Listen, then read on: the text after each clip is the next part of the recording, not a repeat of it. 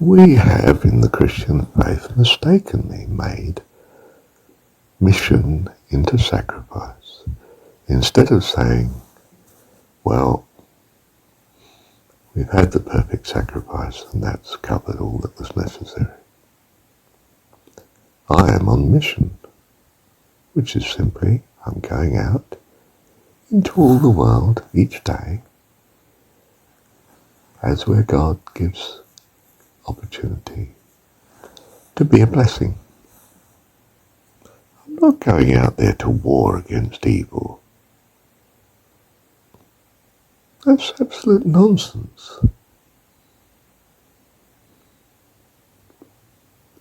I'm out there to be a blessing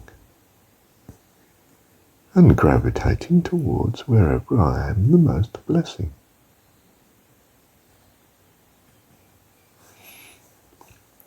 I'm not having to embark on a life of suffering to rescue mankind.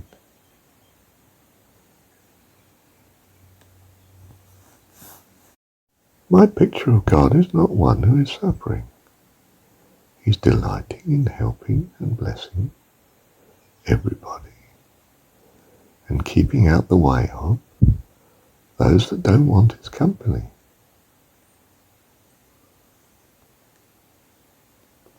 He's not laying himself down every day to be tortured and mistreated. Nor would he want that for us, to be tortured and mistreated. We've got totally the wrong idea of mission. Mission is a glorious experience of bringing the love of God to those who are seeking such, who have tasted of the fruit of good and evil, and are very clear which one they want, and are very ready to listen. So, Jesus can go out into the wilderness and crowds follow him.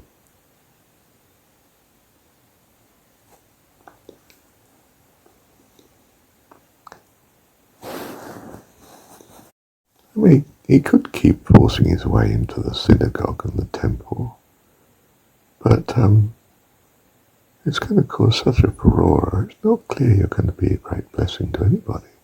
There'll be too much war going on between you and those that don't want you there. That's madness. Mission is not something where God is using you at great cost to you. Mission is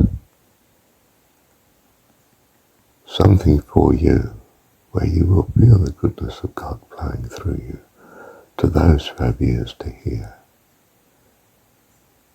and be greatly blessed by it. He can let them know other ways. He doesn't need to use you.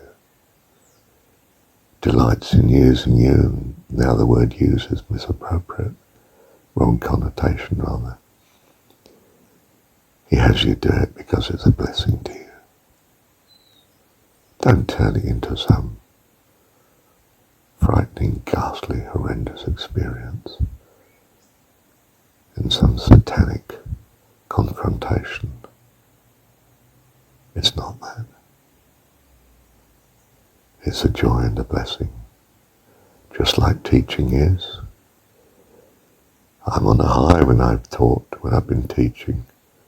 I'm on a high just doing some recordings. I could almost say that nothing more reliably puts me on my feet than doing these recordings, in some sense, because I feel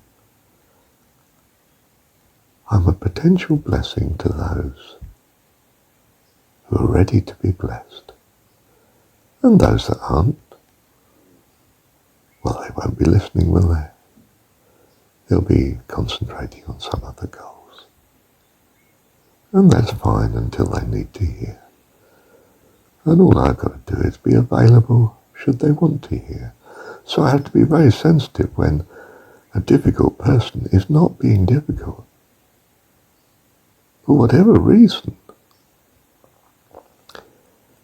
It's how they're behaving now, and they're being quite civil and friendly. Now, you might be suspicious that there's some backhander coming in here, going to be, you're being deceived and so on. So you probably tread carefully, but you're alive to the fact that